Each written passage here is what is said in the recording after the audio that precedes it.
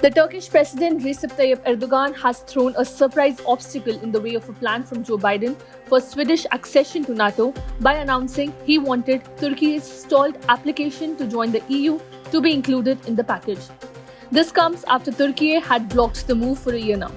NATO Secretary General Jens Stoltenberg announced on Monday that Erdogan agreed to forward Sweden's membership bid to NATO's parliament.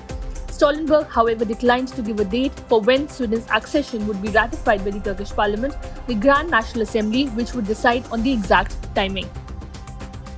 Speaking at the airport before departing for the NATO summit in Vilnius, Lithuania, the Turkish president said, "First, let's pave the way for Turkey in the European Union, and then we will pave the way for Sweden, just as we did for Finland." Meanwhile, Swedish Prime Minister Ulf Kristersson said, "I'm very happy. It is a good day for Sweden." Erdogan's remarks suggest diplomats' eve of summit efforts to lift the year-long Turkish veto on Sweden's membership of NATO will be even more complex than envisaged. Turkey has been in talks over joining the EU in one form or another since 1987, but there is no enthusiasm for letting such a large country with a questionable human rights record join.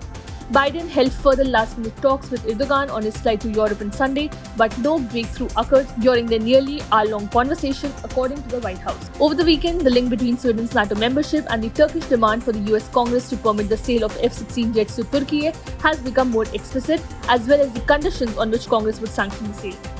On Monday, Erdogan held discussions with the Swedish Prime Minister Ulf Kristersson at a meeting chaired by the NATO Secretary General Jens Stoltenberg. As one of NATO's 31 members, Turkey has a veto over any new country joining the group. Reacting to the news, US President Joe Biden said he welcomed the commitment by President Erdogan to proceed with swift ratification. Sweden and its eastern neighbor Finland, both nations with a long history of wartime neutrality, announced their intention to join NATO in May last year, several months after Russia launched its full-scale invasion of Ukraine. Finland formally joined in April.